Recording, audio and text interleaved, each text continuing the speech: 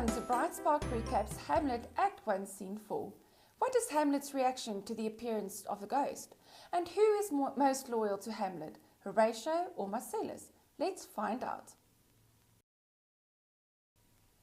It is just after midnight and Horatio, Marcellus and Hamlet have gathered on the battlements of Elsinore Castle. It is important to note the difference in mood between the outside and inside of Elsinore Castle.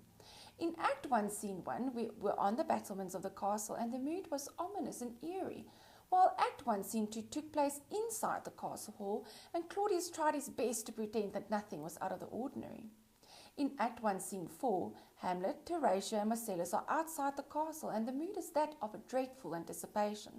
Inside the castle, however, Claudius and his supporters are enjoying his inaugural party, which provides for a contrast in mood to the outside of the castle. In Act 1, Scene 1, it was Francisco's job to give us more information on the setting. In Act 1, Scene 4, this task is given to Horatio and that he tells us that it is bitterly cold outside. Hamlet disapproves of his uncle's rowdy inaugural party. He describes it as a vulgar affair and that alcohol flows freely. He admits that it provides for a merry atmosphere and that he too has participated in similar events, but then he explains why he finds drinking hard so distasteful. Hamlet explains that in drinking too much it makes the Danish vulnerable. This extends into two possibilities. Number one, when drunk they are vulnerable for an invasion, consider the Fortinbras subplot, and number two, they become vulnerable and that their debauchery tarnish their reputation. In this speech, known as the Dram of Evil, Hamlet explains that a little of evil can overshadow all the good one does. So even though Denmark is a strong and moral country, their heavy drinking may be their demise. Hamlet comes across as a brave young man who is ready to take action. In fact, he will not allow anyone to prevent him from taking action. Hamlet questions the nature and intentions of the ghost. He wants to know whether it was sent from heaven or hell and whether its intentions are charitable or wicked. He does not trust the ghost at all. Even though Hamlet has been loyal to his father while still being alive, he tells the spirit that it comes in such a questionable shape and he is therefore struggling to trust it. In deciding that Hamlet will address the ghost as king, father, royal Dane, we see just how much Hamlet revered his father. These words all carry connotations of immense love and respect and are thus not likely to be used when Hamlet refers to his uncle Claudius. Hamlet ensures his friends that the ghost will not affect him in any way and therefore compares himself to the Nemean lion. The Nemean lion is a Greek mythological creature whose fur or hide was impenetrable. This means that should someone have wanted to shoot it with an arrow, it would not injure the lion. The irony in this is that Hercules managed to kill the Nemean lion eventually, and we know that Hamlet has already mentioned in Act 1, Scene 2 that he is by no means anything like Hercules. This then tells us something about Hamlet's sanity later on in the play, and that the ghost's command to avenge his death does have an immense impact on Hamlet's psyche. Horatio is given the task of setting the mood in Act 1, Scene 4. When we met Horatio in Act 1, Scene 1, he was described as a character of facts and not fiction. He considered the ghost to be a figment of Bernardo and Marcellus's imagination. But since Horatio has seen the ghost with his own eyes, we can now call him a believer of the supernatural. His words that it is now close to the time during which supernatural spirits will be looming about confirms that the ghost is in fact real.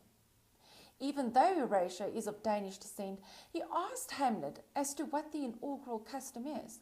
It might be that as a result of him spending most of his time abroad studying at Wittenberg University in Germany, he has lost touch with the Danish customs. Another explanation may be that King Hamlet has reigned for quite some time and that Horatio in his lifetime has never experienced an inaugural party. Another explanation may be that Shakespeare wants to explain the Danish custom of inaugural parties to the audience and thus uses Horatio to ask the question so Hamlet can reveal the custom and its answer. We see Horatio's loyalty towards Hamlet and that he doesn't want Hamlet to follow the ghost lest it should tempt him to fall over the castle wall's edge.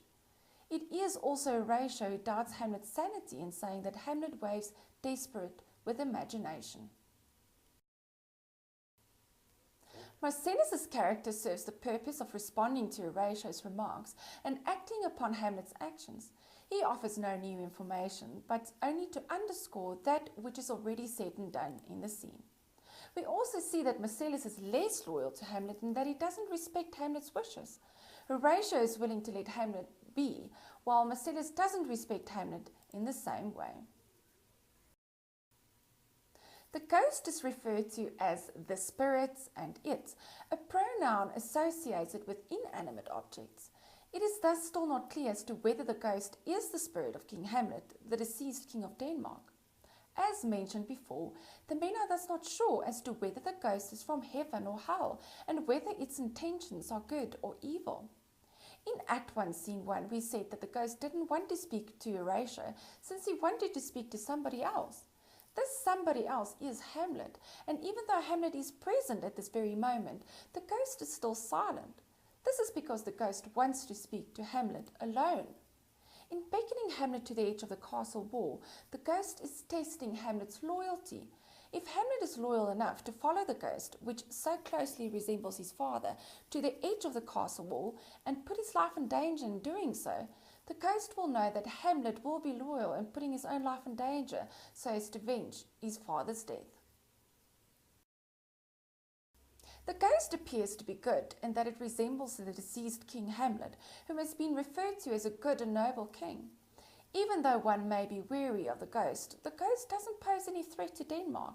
It is Claudius, instead, who people seem to trust, who actually poses a threat to the future of Denmark.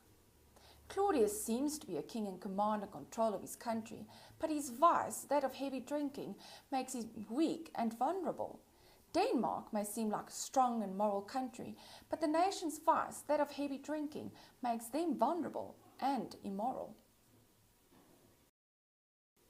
The Danish custom of heavy drinking during celebration corrupts the otherwise good name.